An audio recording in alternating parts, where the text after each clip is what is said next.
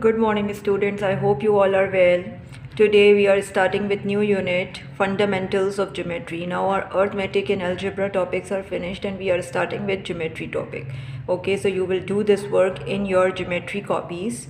You will make title page, unit 7, Fundamentals of Geometry. Then you will start writing definitions. I will share pictures of all the definitions with you on the group, on maths group. Okay, but here in today's lecture I will explain you all the terms and you will copy the definitions from the picture which I will share with you on the group, and I will give you one of the guided activity also to do it, so that your concepts become clear before we start exercise of this unit. Okay, so the first term is parallel lines. Now what are parallel lines? Parallel lines are straight lines lying on the same plane which never meet no matter in which direction they are extended on either side. They never join. The distance between the lines always remain the same. Okay, so these are parallel lines. Why they are parallel lines? Because they are lying on the same plane. Okay, they never meet. Whether I extend it towards A, whether I extend it towards B, no matter what, how much I extend them, they will never meet at any point.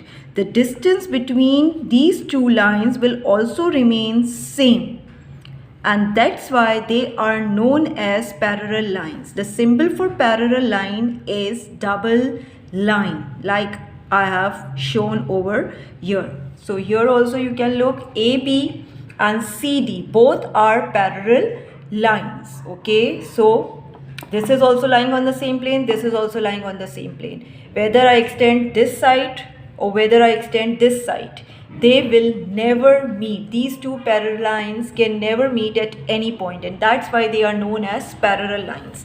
Second term is transversal. Now what is transversal? This is a straight line which intersects two or more given lines at distinct points. These lines may be intersecting or parallel lines. Now here also you can see that these two are parallel lines and this is transversal. Why? Because it is intersecting two lines. So it could be two parallel lines, it could be three parallel lines, it could be four parallel lines, or more than four parallel lines even. If it is intersecting, then that intersecting line is known as transversal. It is intersecting at two distinct points. One is point A and another is point B.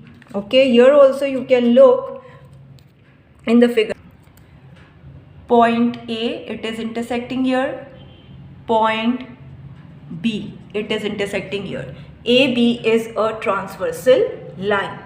Okay, now third one, properties of parallel lines. Now here you have to be very carefully listen to the lecture, because here we will start with the properties and which angles are formed on the parallel lines. They all look similar, and when we will be finishing all the angles, you will be confused in the end.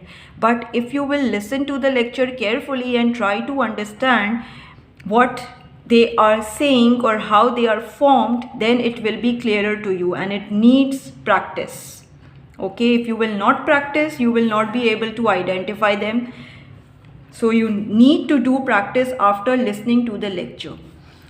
When two lines are cut by a transversal, 8 angles are formed. Okay, when we cut two parallel lines with a transversal, then 8 angles are formed on those two parallel lines.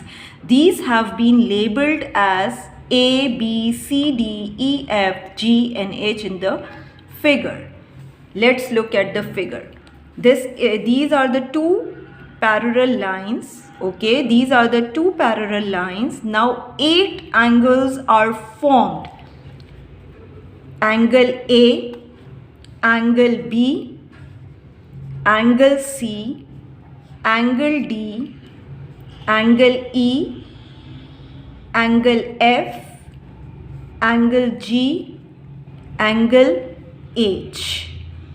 Okay, now I will show you here as well. Please look carefully. This is angle A. Okay, this is angle B. This is angle C.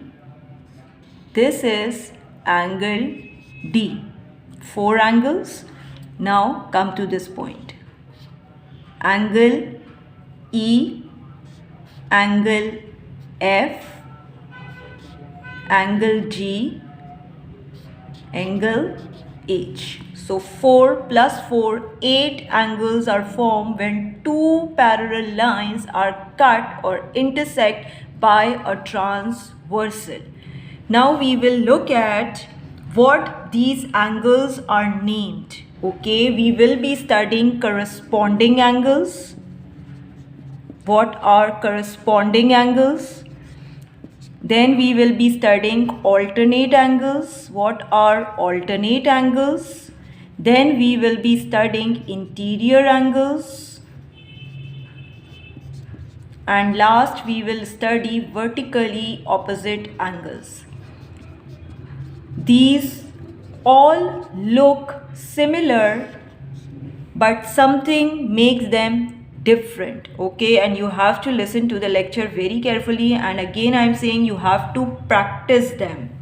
Okay, let's look what are corresponding angles.